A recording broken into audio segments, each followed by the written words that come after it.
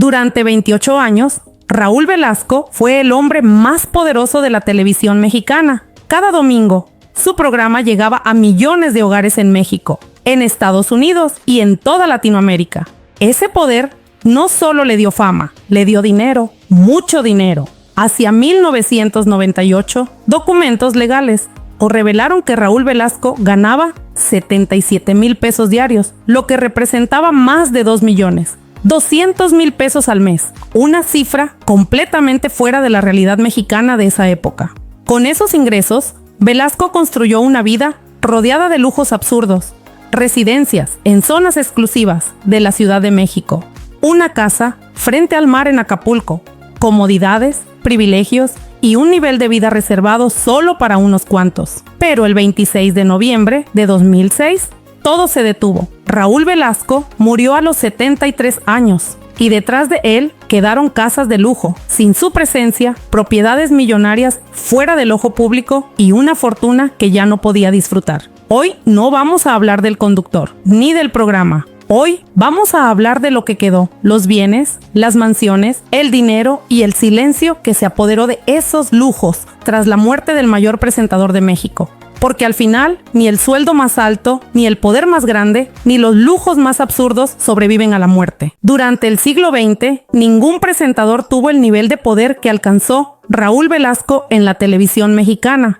Entre 1969 y 1998, Velasco condujo de manera ininterrumpida el programa Siempre en Domingo, manteniéndose 28 años al aire, algo prácticamente inédito en la televisión de habla hispana. El programa no solo era un éxito nacional, se transmitía en México, Estados Unidos y gran parte de Latinoamérica, alcanzando audiencias millonarias cada semana. Ese alcance convirtió a Raúl Velasco en un símbolo absoluto del espectáculo mexicano. Quien aparecía en su programa tenía visibilidad continental, quien no, simplemente no existía para el gran público.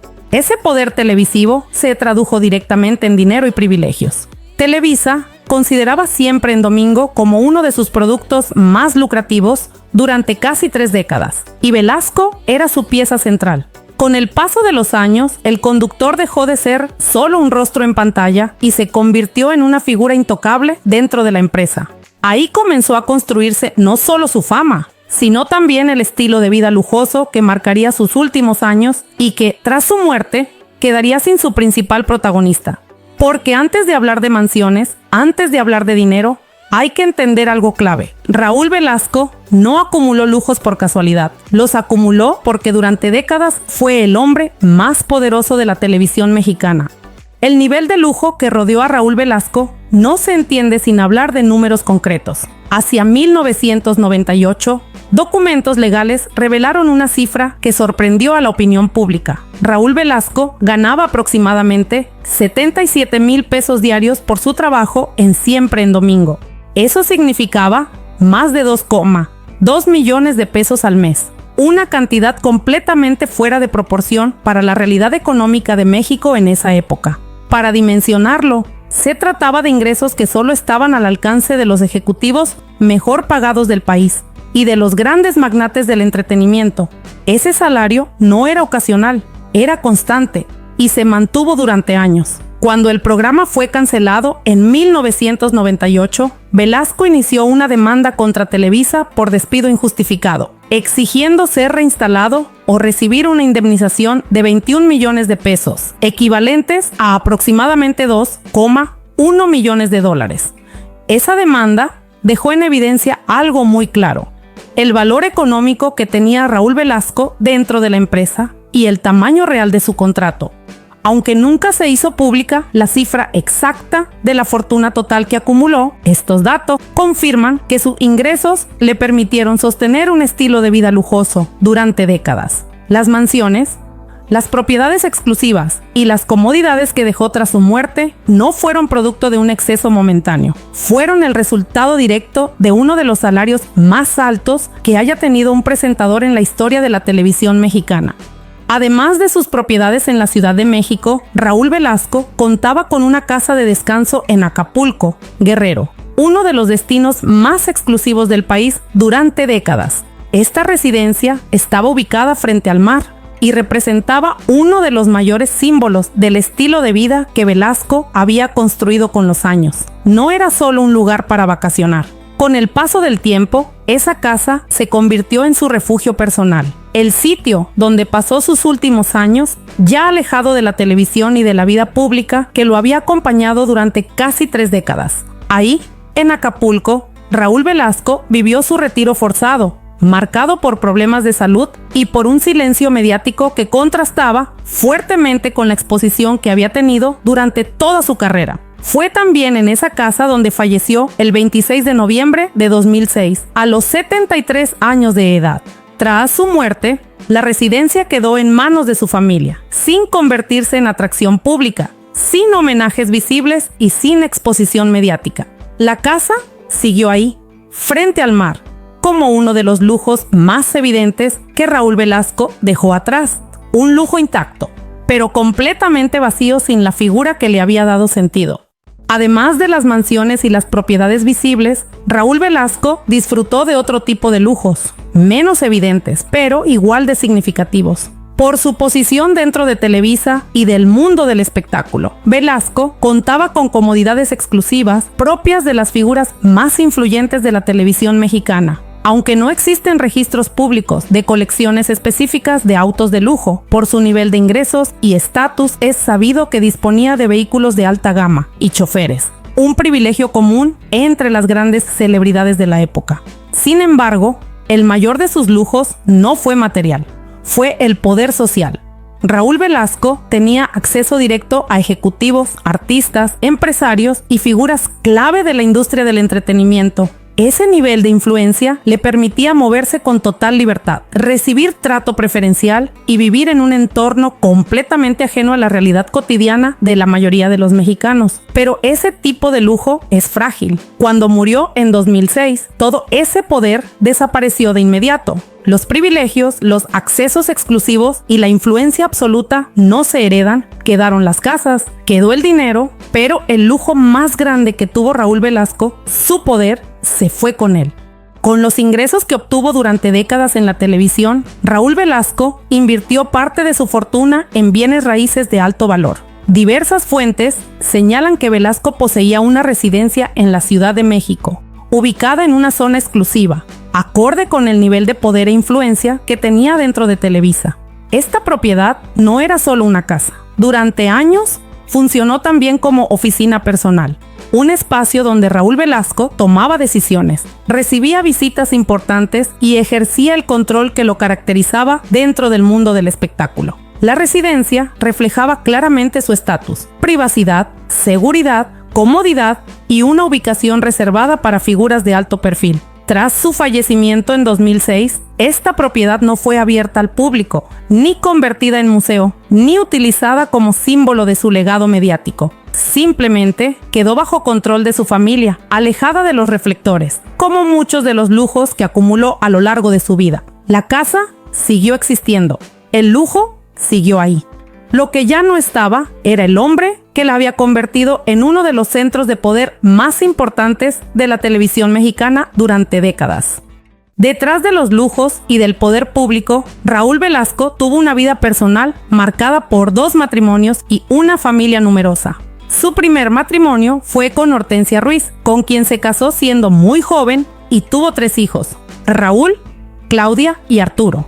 Tras divorciarse en 1973, Raúl Velasco conoció a Dorle Klokov, una mujer de origen alemán que trabajaba detrás de cámaras. Con ella formó una relación que duró 31 años, hasta el final de su vida. De ese segundo matrimonio nacieron 2 hijos más, Diego y Karina, completando así un total de 5 hijos. Durante los años de mayor lujo y poder, Dorle Klokov fue una figura discreta, alejada de los reflectores y enfocada en la vida familiar. Fue también quien lo acompañó durante la larga enfermedad de hepatitis C, que finalmente provocó su fallecimiento en 2006. Tras la muerte de Raúl Velasco, su esposa y sus hijos se convirtieron en los herederos directos de las propiedades, los bienes y el patrimonio acumulado durante décadas. A diferencia de otros casos mediáticos, la familia optó por el silencio y la discreción, manteniéndose lejos del escándalo y del interés público. Así, Los lujos que alguna vez rodearon al mayor presentador de México pasaron a manos de un círculo familiar que decidió vivir lejos del foco mediático.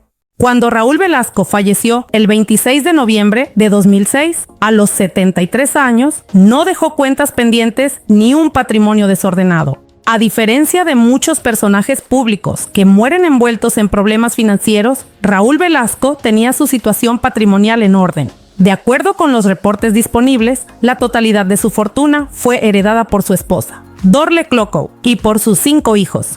No hubo juicios mediáticos, no hubo peleas públicas por dinero, no hubo disputas legales que salieran a la luz. Y eso, tratándose de una figura con tanto poder y tantos bienes, no es un detalle menor. Durante décadas, Raúl Velasco acumuló ingresos extraordinarios, propiedades de alto valor y un estilo de vida que lo colocó entre las figuras más privilegiadas del país. Sin embargo, tras su muerte, todo ese patrimonio desapareció del foco público. Las casas no se abrieron al público, no se convirtieron en museos, no fueron utilizadas como símbolos turísticos ni como homenajes visibles. Tanto la residencia en la Ciudad de México como la casa frente al mar en Acapulco quedaron bajo control familiar, manejadas con absoluta discreción. Durante años no trascendieron detalles sobre ventas, remodelaciones ni cambios importantes en estas propiedades. Y eso refuerza una idea clave. La familia Velasco optó conscientemente por el bajo perfil. El monto exacto de la fortuna total de Raúl Velasco nunca se hizo público. No se conocen cifras oficiales sobre cuentas bancarias, inversiones, ni otros activos financieros que pudieran haber acumulado. Pero los datos que sí se conocen, sus ingresos mensuales, su demanda millonaria contra Televisa y el nivel de propiedades que poseía, confirman algo con claridad. Raúl Velasco no murió en la ruina. Murió con un nivel de vida cómodo, con estabilidad económica y con un patrimonio suficiente para garantizar tranquilidad a su familia. Incluso después de su retiro forzado de la televisión, provocado por problemas de salud, no se registraron escándalos financieros ni señales de decadencia económica. Por el contrario, en sus últimos años incursionó brevemente en proyectos de radio y publicó libros de reflexiones, lo que sugiere que mantenía no solo estabilidad económica, sino también actividad intelectual y creativa. Otro punto importante es que no existen registros de malversación, deudas ocultas, ni conflictos con acreedores tras su muerte. Esto refuerza la imagen de un hombre que, más allá de su carácter fuerte o su fama de exigente, fue cuidadoso con la administración de su patrimonio.